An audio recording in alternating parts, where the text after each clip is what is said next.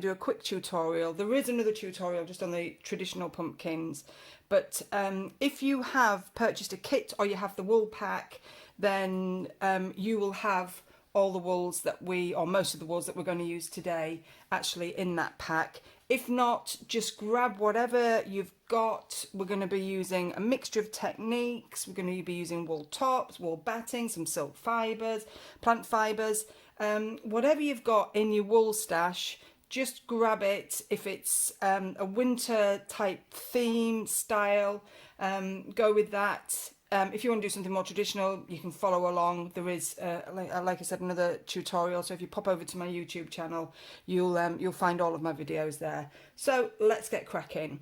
They just in that winter wonderland vibe. They just shout. So these are definitely going to be staying up into the beginning of January. So without further ado, let's get going. So the first thing you're going to do is you are going to create a soft core centre for your pumpkins. Now, this technique doesn't actually involve a massive amount of needle felting. It's more about shapes and the wool batting and wrapping our core. Now, for anyone who's confused about core wool, all it means is what you use for the middle of your project. Now, when I'm making pumpkins, I always use this. It's like a toy stuffing. It's quite a lumpy core. It's pure wool, but it's absolutely perfect for these projects. When I'm doing needle felted animals, or most of my other projects, I tend not to use a different core wool because they're not really particularly big. And because I use a nice coarse wool top, which is quite inexpensive, there's no need. If you're making Christmas baubles, decorations, that kind of thing, then you might want to use a different core and then wrap your, say, merino or your Corriedale colours around it.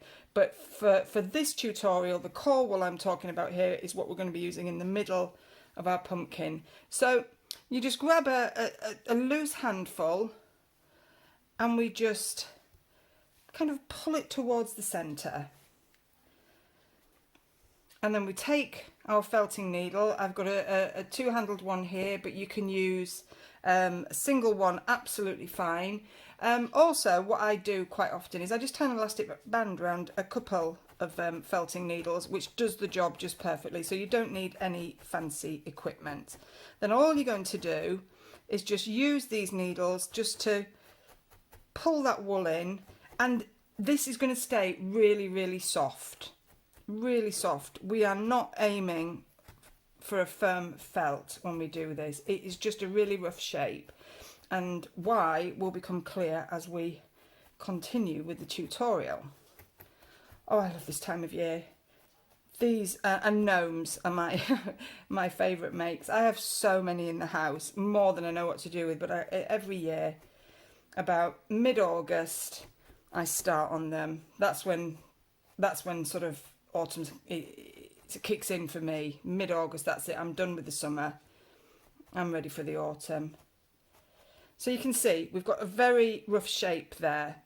But you could actually, if you wanted, you could actually tie it together using some twine, string, whatever you've got, and then that also maintains the shape, as you can see.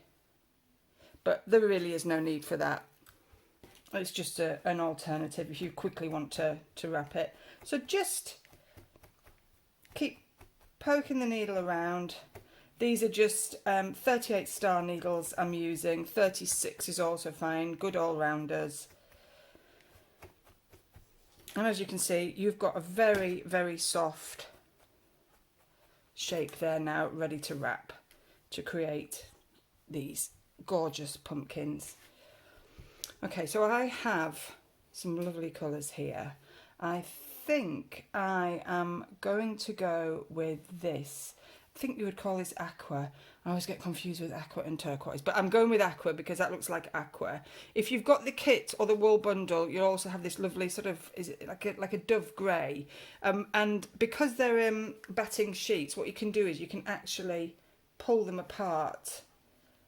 Then you'll actually have nice sort of areas where you can see through, areas where you can't. So you get some really nice textures and colours going there. But for today, I'm going to use the turquoise, not the turquoise, the aqua, sorry. So just lay that on there. This is about 20 grams worth of wool batting, maybe 25. You get a lot of pumpkins out of these. And I'm going to pop the pumpkin in the middle. I'm just going to pull this off because we will not need all this. We'll be pulling more off as we go. Then all you're going to do is you're going to take up the corners and work around and pull that into the centre. And then I'm going to use a single needle for this. This is going to be the underneath of the pumpkin, so it won't be seen, but we're just going to tack that into place gently. And then pull another section around here. So you're wrapping it like a blanket, really. Don't worry about these bits sticking out. We'll soon sort those out. And as you can see, we've got a lot going on here. So let's just pull that off. And the great thing about wool batting is because it's really short fibres, it just pulls away really easy. So pull that side in. And then bring that in. And then pull that over. I'm just going to take a little bit more of that off. And you know, it doesn't matter if you've got little patches, unless you're a perfectionist, but if you've got little patches showing through, that's great, because it just adds more interest to the finished pumpkin. I'm not one for doing things perfectly, but some people are perfectionists. It's quite funny when I'm doing my workshops, you know, you can spot the perfectionist immediately. And I get that. I have a daughter who is one. And can you see how that, we're just making like a little package. So there we go. Turn it over, and that, push that down, is going to be the top of your pumpkin. And see how lovely that shape is. So you can go around, just if you want to just pull it and secure it a little bit more, just pull up and over with your fingers. Not too much, and go in at a diagonal angle. That way you will avoid sort of depressing the wool. I'm not sure if that was the right word, but you know what I mean. And just put it and just tidy it up. So everything is felted in the centre. So what we're not doing is we're not distorting any of this wool that has created our great pumpkin shape. There we go. So that done, we are now ready to create, you see these, our little sections? See all these little sections? We're ready to create those now. So what I've got here, I've got some really nice sort of, it may look a bit purpley on the camera, but it's definitely more grey. So just pull off, and this is wool top, so this is where you need your wool top. You can use the batting will work, but the wool tops, you've got more stability with the wool, you can create longer lengths. So I'm going to work from the bottom because we're kind of going to use all these loose bits for decoration, and I'm just going to felt that in to the centre quite firmly so that it holds. And then we're going to section our pumpkin. We don't even need to felt any lines because of how soft and loose this is. Can you see as I'm pulling that in how that's automatically creating those nice details? And you can see how that's sectioning the pumpkin. Pull the other side in, pull it quite firm and hold on to the end. And probably left with some loose bits, which is good because they'll just be incorporated later. And then we continue another length. Just pull that down. It wants to be quite thin, and you can twizzle it if you want, but it really doesn't make any difference. It's just extra time you're adding on, and if you're in a rush, I mean, you can make this in 30 minutes easily. You can do it in your lunch hour, and then pull that up. Don't worry about this, we can actually pull all this around with our fingers. Our hands are the most useful tools we have, and particularly in needle felting, we use them a lot to smooth, to manipulate the wool, to stretch the wool, to change a shape. And again, pull that round, and did you see how little actual needle felting we're actually doing? So this is perfect for beginners, absolutely perfect. If you just want to build your confidence and get used to the different fibres and fabrics, then this is just perfect. So carry on with that, split it into 8 sections of 8, or you could do 10, but I'm doing sections of 8, and then I'll stop the video and we'll come back when you're done. So there we have it. You should now have your pumpkin shape, well, your pumpkin really, is all sectioned off and just looking glorious really. So now we're just going to add some details. How easy was that? How easy was that? We have got, so what have I got here then? So what I have here, this is silk waste, and it's almost like a cobweb. And it is just, it's just lovely stuff. So I'm just going to snip a bit of that off, because we'll probably just lay some of that on one side of the pumpkin, but I'll come back to that in a moment. So I think what I'm going to do is I want some lightened shade. So I've got some white wool batting here. And the great thing about wool batting or carded wool is that unlike wool tops, you can really thin it out, so it's just barely visible, and you can lay that just over, say, 1 or 2 sections of your pumpkin, and just gently felt it on. You're kind of just tacking it on almost, because what you don't want to do, you want to keep that nice shape. You can maybe just go down into that section there just to make sure you've still got that definition. There you go. So can you see, turn it around that way, how you've just got that little bit of transparent detail there? If you wanted it to be a bit more prominent, then you could add some more. And then what I'm going to do here is I'm just going to pop a bit much. So you really don't need much of this.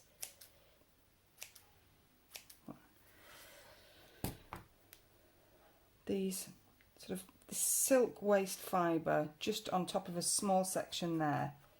And again, just going, I want this to look quite loose.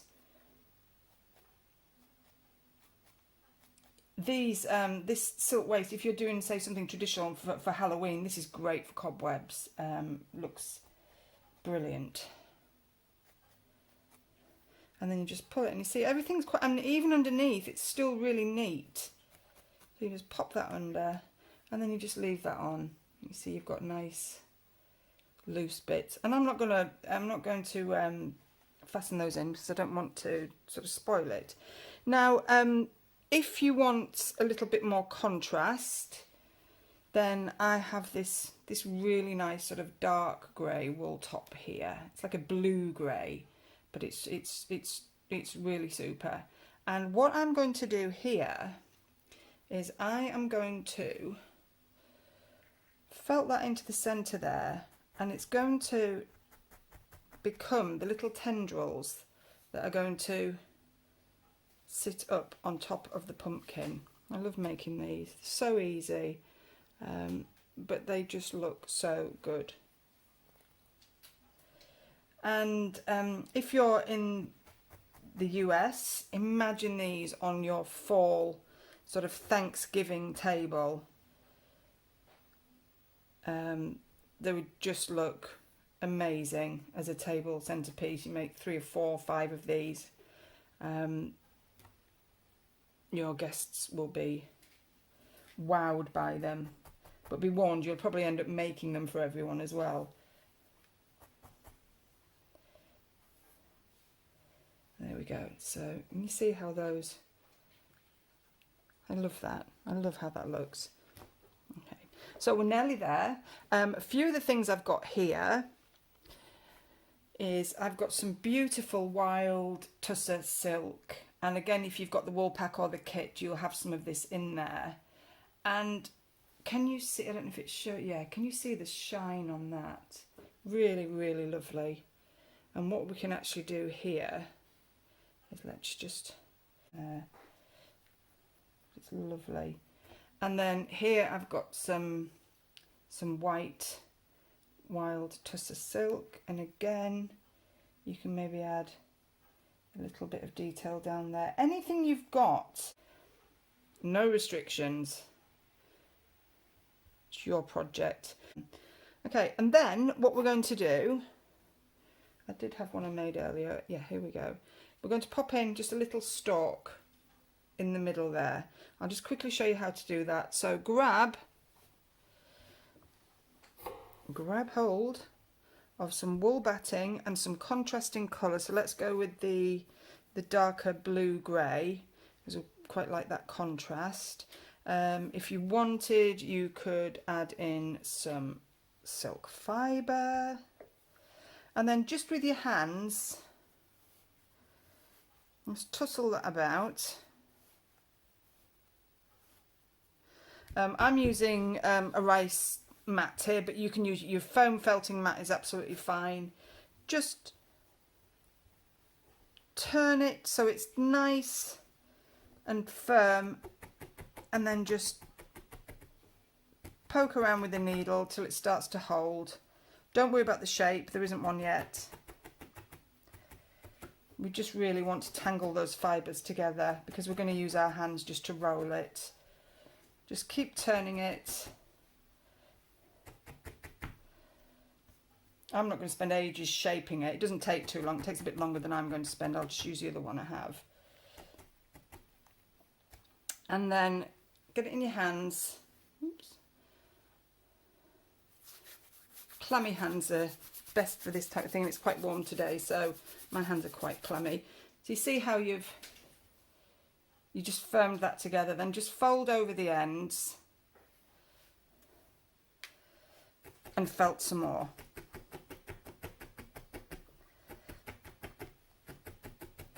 And keep doing that till it's nice and firm, and try and flatten that end. Top tip for that, if you're worried about poking your fingers, I have this gorgeous little leather gadget here from Serafina. A friend from the States actually sent that to me. But you can use a bit of cardboard exactly the same way. So if you get a bit of cardboard and you just hold it, you see that there? And then just hold it firm, and then you can flatten that end.